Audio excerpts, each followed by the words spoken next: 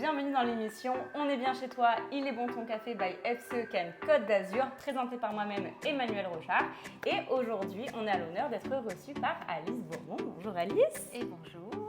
On va passer un petit moment entre filles. J'ai quelques questions pour Alice, notamment sur sa société, sa vie perso, pro. On va en savoir un petit peu plus sur notre nouvelle venue chez les FCE Cannes Côte d'Azur. Je vous rappelle le concept très simple. Vous visionnez l'émission. Si vous avez quelques questions, n'hésitez pas. On est présent sur les réseaux sociaux et on fera un plaisir de partager nos réponses avec vous. Et puis, si tu es prête, on envoie le jingle. C'est parti. Bon. Allez, jingle.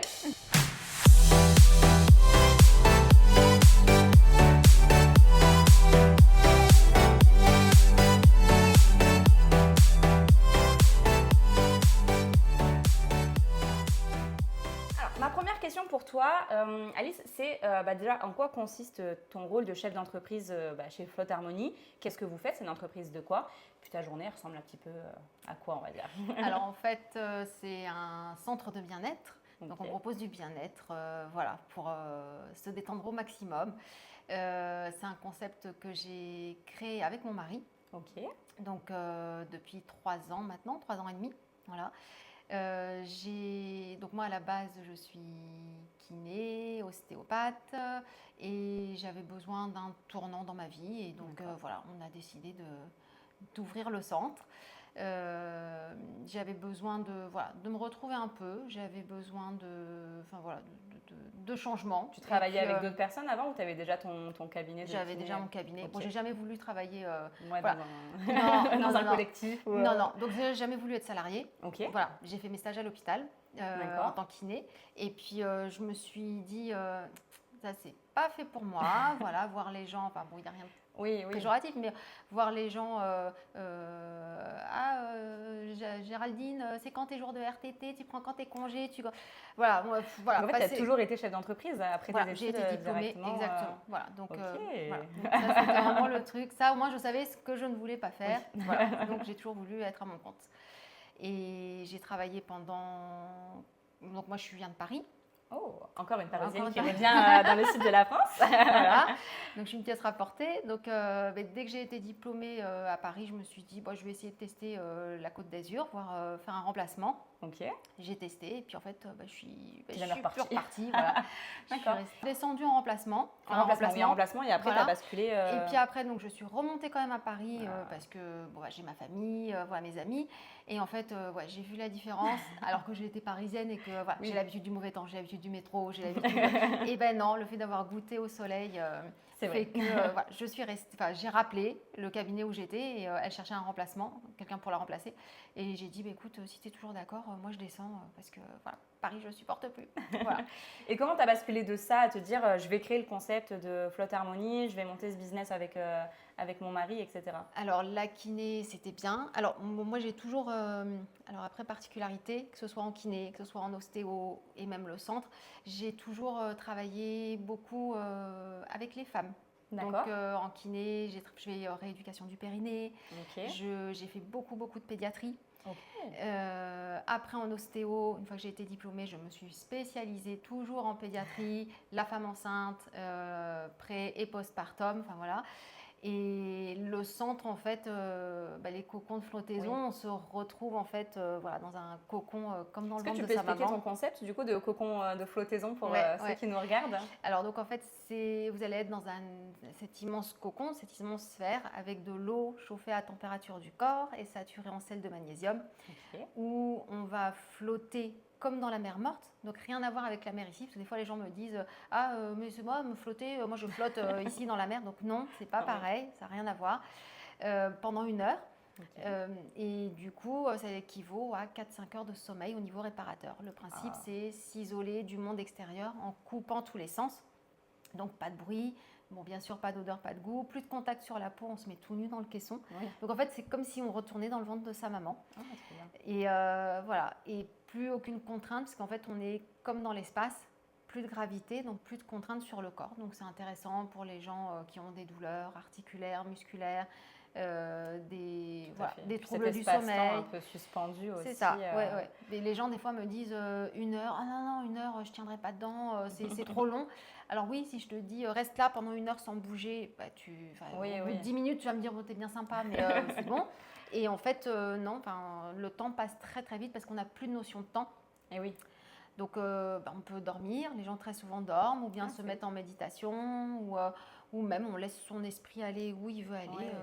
Moi, des fois, je pense à ma compta, je pense à ce que je vais faire à manger ce soir, je pense à plein de choses. Mais en tout cas, il n'y a rien pendant 1 heure qui vient m'embêter. Voilà, même pas le bruit d'une application téléphonique, même pas, rien. Donc, c'est vraiment déconnexion totale. Ça donne envie, hein, voilà. Pas être dérangé pendant 1 heure, là, juste flotter dans le monde de sa maman. C'est ça. Tout à fait. Donc, j'ai un petit peu compris comment ça a commencé. Donc, effectivement, tu sortais d'un stage à Paris, tu es redescendu pour un remplacement, tu es remonté, tu t'es dit, bon, on va redescendre, etc. Ton parcours, du coup, il est en lien avec ton métier de kiné et d'ostéo à la base, c'est ça? Donc, tu as fait des études à Paris? Donc, j'ai fait mes études à Paris de kiné. Et au cours de ce remplacement de juillet-août, je l'ai fait à Cagnes-sur-Mer, l'été. Il y avait un kiné qui était ostéo. Et puis, tu sais, quand tu commences la kiné, alors tu fais tout bien, tout ce qu'on t'a appris à l'école. Puis des fois, tu avais des patients qui avaient toujours mal au dos, par exemple. Puis je disais, c'est bizarre. Et j'ai demandé à un de mes collègues, je lui dis, mais je comprends pas, j'ai fait ça. Le patient, il a toujours mal. Il me dit, ok, t'inquiète, vas-y, envoie-le-moi. Et puis c'était vraiment comme lourde, tu sais, c'est vas-y, tu rentres, tu sors, lève-toi et marche. Donc je dis, qu'est-ce que tu as fait? Et il me dit, mais je lui ai fait une séance d'ostéo. Là, je me suis dit, il y a peut-être quelque chose à creuser. Et du coup, je m'y suis intéressée. Je me suis dit, mais 1 an après être kiné, je me suis dit, allez hop, vas-y. C'est vrai que c'est rare, les deux métiers se ressemblent, mais sont totalement séparés. Complètement différent. Ça n'a rien à voir et souvent très complémentaires aussi. Mais du coup, on fait souvent appel à 2 personnes différentes. Et là, pour le coup, avec toi, on a j'ai la double casquette. Et oui, parce que ça te permet vraiment de savoir si c'est de l'ordre de la kiné, si c'est de l'ordre de l'ostéo. Et c'est vrai que... et c'est ce qui m'a fait aussi un peu en avoir marre, parce que très souvent les gens venaient, alors sachant que j'avais la double casquette, alors ils me disaient j'ai une ordonnance de 20 séances, est-ce que vous pouvez me faire vite clac comme ça en 5 minutes? Non, tu peux pas faire clac en 5 minutes.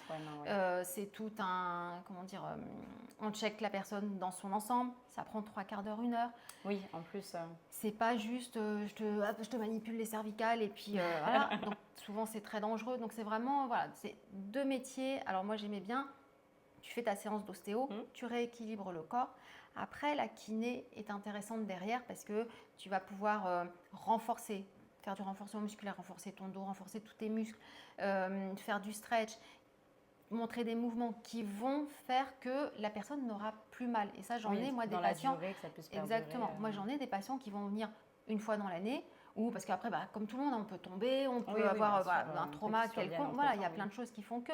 Mais au moins, ces patients-là, en fait, que j'ai entre guillemets éduqués, ils savent que tous les jours, il faut faire un petit peu d'étirement le matin, même si, moi, je dis, s'il y a un exercice à faire, la planche.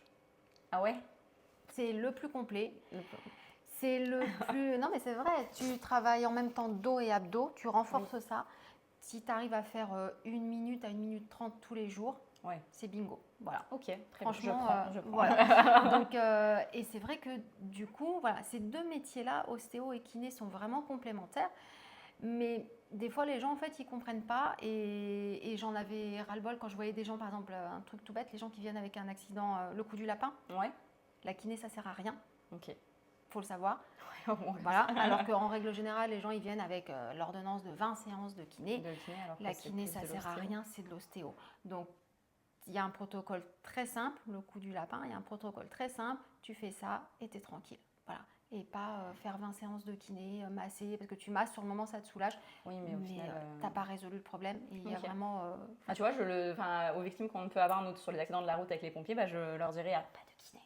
Non, c'est vrai, ça sert à rien. Voilà. Donc, après, bien sûr, tu vérifies s'il n'y a pas eu s'il n'y a pas eu une hernie, s'il n'y a pas eu quelque chose en plus. Voilà, ça, ok. Mais après, sincèrement, c'est un truc tout bête. Voilà. Est-ce que c'était quelque chose que tu voulais faire depuis toute petite? C'était quoi ton métier de rêve quand tu étais petite fille? Docteur. C'est vrai, depuis toute petite, tu savais. Attends, c'est incroyable. C'est rare les personnes qui ont gardé leur direction.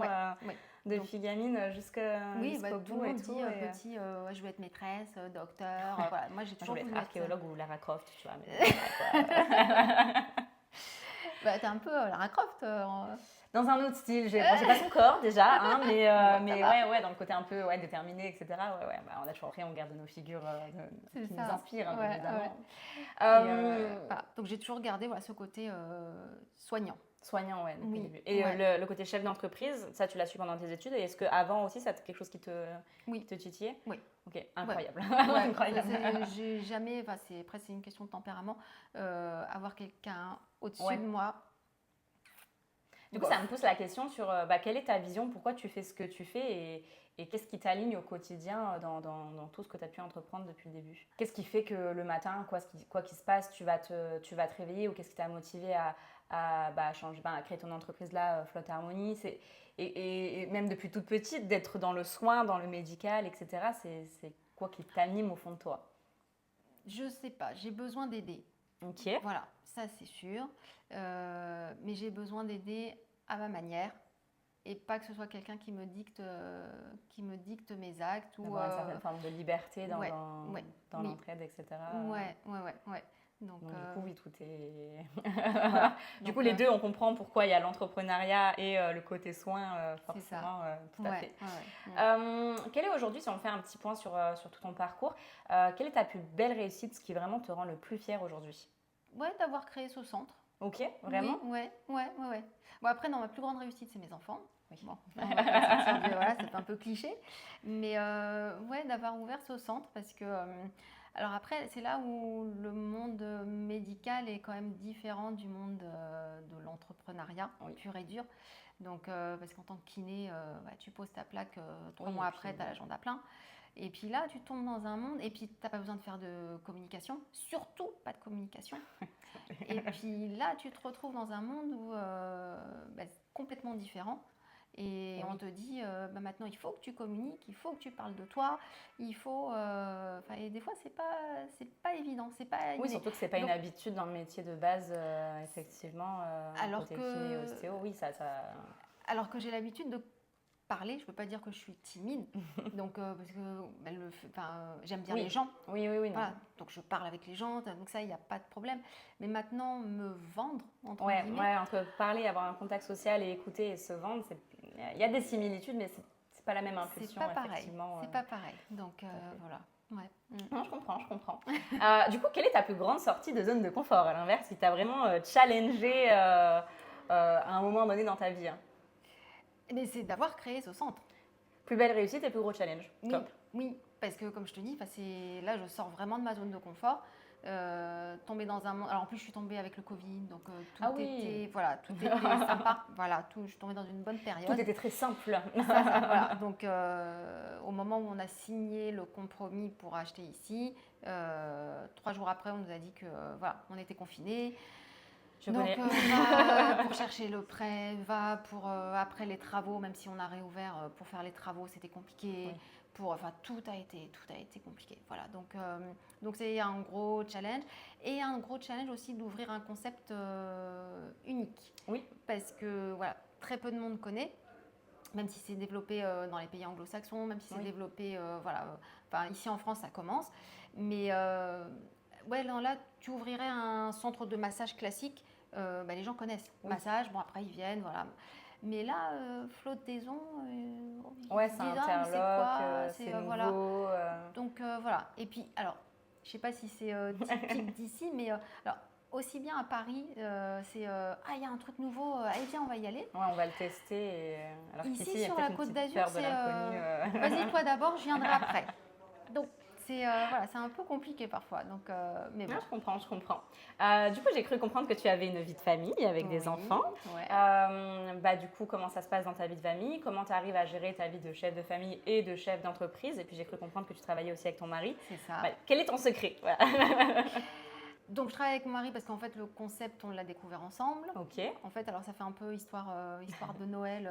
C'est vrai. En plus, on était remontés à Paris et c'est la nièce de mon mari qui vivait à l'époque à Londres, qui nous a dit mais vous connaissez pas chez nous à Londres, il y a plein de centres de flottaison, il faut que vous testiez, ça va être génial et tout ça. Bon, donc on a testé. On a approuvé. Et puis, de là est partie l'idée. On s'est dit, tiens, ça serait bien. On a regardé, tiens, sur la Côte d'Azur, il n'y a pas de centre. On va essayer d'en monter un. Donc voilà le début, on va dire, de l'histoire.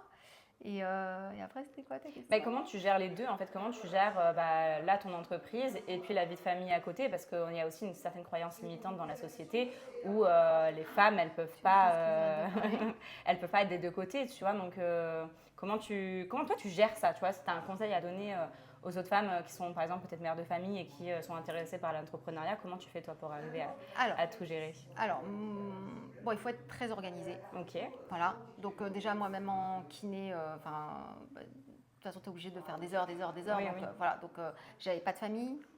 Donc il faut être organisé, il faut être passionné et je crois qu'il faut avoir.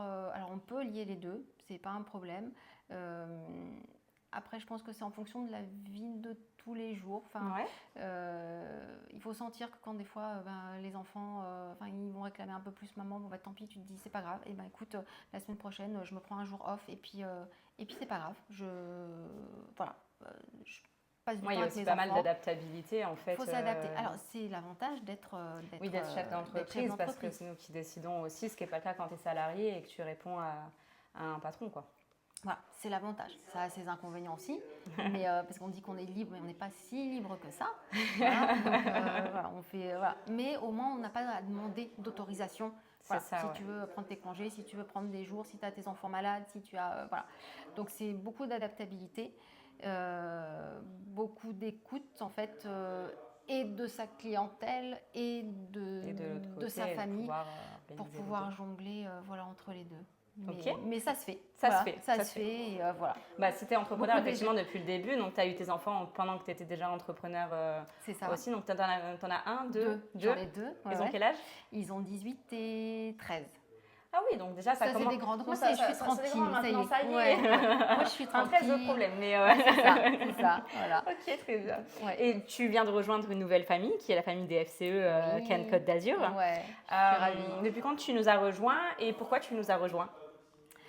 Alors, ça fait maintenant presque un an. Je vais être intronisée là bientôt. Voilà. Et pourquoi? Alors, pur hasard, c'est quelqu'un qui m'en a parlé. Je me suis dit, je vais aller voir. Et en fait, la première fois, je ne savais pas qui appeler. Donc, je me suis dit, je vais appeler la présidente. Au moins comme ça. Tant pis, je vais embêter, mais voilà, je vais appeler. Et puis, en fait, je suis tombée sur Julie, qui m'a gentiment expliqué comment ça se passait, qui a pris le temps, donc ça j'ai trouvé ça sympa, qui a pris le temps de m'expliquer en quoi ça consistait, etc. Et elle m'a dit, si vous voulez, il faut quand même vous voyez, si vous voulez, vous pouvez venir, il y aura la soirée d'intronisation, donc c'était l'été dernier. Et c'est marrant parce que quand donc à cette première réunion qui était quand même spéciale, c'était pas vraiment une réunion, voilà, mais en fait je me suis sentie... comment dire, comme si de suite en fait on est avec des gens qu'on connaît depuis longtemps. Oui, on pose son bagage à côté et on peut être nous-mêmes, etc. J'ai trouvé ça. Et à une deuxième, j'avais assisté à une deuxième soirée et je me souviens, il y avait une des membres qui, alors que d'habitude quand tu vas dans des endroits, des gros business, etc., tout de suite c'est... si tu as besoin de quelque chose, je te fais un devis, pas de problème. Okay. Et là, ça a été, alors tu travailles dans quoi, etc. Si tu as besoin de quelque chose, tu n'hésites pas à me demander, c'est avec grand plaisir. Et ça, j'ai trouvé ça, tu vois, c'est tellement bienveillant, Tu vois, c'est pas, je te fais un devis, je t'envoie un devis, donne-moi ton adresse mail, je te fais un devis. Là, c'était non, si tu as besoin de quoi que ce soit. Bon, bien sûr, après, s'il y avait besoin de quelque chose de plus concret ou de plus, tu vois, bien sûr, tu travailles avec la personne, mais là, c'était si tu as besoin de conseils, d'un avis ou autre, t'hésites pas, tiens, voilà mon téléphone, t'hésites pas. Et je t'aide avec grand... c'est vrai. Et ça, j'ai trouvé ça, tu vois, voilà. C'est vrai. Beaucoup d'écoute dans ce milieu-là et pas de compétition et plutôt beaucoup de sincérité. Ouais. Donc, tout à fait. Voilà. Je pense peut-être le savoir, mais je vais te reposer la question. Quel est le combat qui te tient le plus à cœur? Je sens qu'il y a un lien avec la femme, mais peut-être rien à voir du coup. Ouais, non, c'est vrai que moi, déjà, évoluer en tant que femme et en tant que chef d'entreprise, aider la femme. C'est vrai que moi, c'est vraiment quelque chose qui me... Enfin, je reçois beaucoup de femmes pendant la grossesse, pendant... Et c'est vrai que c'est un... Voilà. Tu vois, j'ai jamais fait les sportifs, par exemple. Oui, Que ce et soit puis en alors, en plus, kiné du ou coup, que ce on soit... voit plutôt Tu dans vois, la femme dans sa vulnérabilité à un ouais, moment de c'est sa ça. vie où peut-être elle Ouais, a besoin un peu ouais. plus de soins, C'est d'écoute, ça, d'attention. ouais. Et c'est ça que j'aime bien, tu vois, ou même après, ou pour avoir des conseils, pour avoir, vu que je suis passée aussi par là Oui, en tant que femme, voilà, en tant que en tant femme, que mère en aussi, tant que ouais, maman. Donc c'est vrai que j'aime bien ce côté, voilà, aider la femme. ouais, tu Voilà. vois, ça ressort vachement. Et puis en fait, j'ai envie de te dire que ton concept de flottaison est entièrement relié aussi inconsciemment à la femme et à ce désir de protection, de soins, d'écoute, d'enveloppe et tout. Donc c'est vraiment aligné avec ce que tu fais depuis le début, quoi. Quelle est la personne qui t'inspire le plus aujourd'hui, qu'elle soit réelle, imaginaire, vivante, morte, qu'importe, que tu connaisses ou pas personnellement d'ailleurs. Quelle est cette personne qui t'inspire le plus? Ben, mon père, il était entrepreneur aussi. Bon, il est malheureusement décédé quand j'étais très jeune, mais c'est vrai que ouais, il était plombier. Ok. Et lui, alors lui, il était, enfin, ouais, il était et salarié et le soir, en fait, il travaillait à côté pour, voilà, il avait sa petite clientèle. Et alors, petite anecdote, moi je trouvais ça, à l'époque, les gens ils appelaient encore sur le fixe, on n'avait pas de portable. Oui, voilà. Et moi j'aimais bien parce que les clients appelaient à la maison et donc je prenais le message. Quand mon père n'était pas là, donc je prenais le message et très souvent les clients en fait donnaient une petite pièce à mon père et disaient ça c'est pour la petite secrétaire. Et je trouvais ça mignon et j'aimais bien du coup donc et ouais voilà ce côté. C'est quoi qui t'a inspiré le plus chez lui? Ouais, travailleur. Le côté travailleur. Ouais. Donc il comptait pas ses heures. Donc il avait ce côté, voilà, il travaillait en tant que salarié pour assurer entre guillemets ses arrières, mais après il avait quand même cette fibre d'entrepreneur et de suivre sa direction aussi à côté. Ouais. Et je pense que s'il n'était pas parti aussitôt, je pense qu'il aurait développé que le côté entrepreneuriat.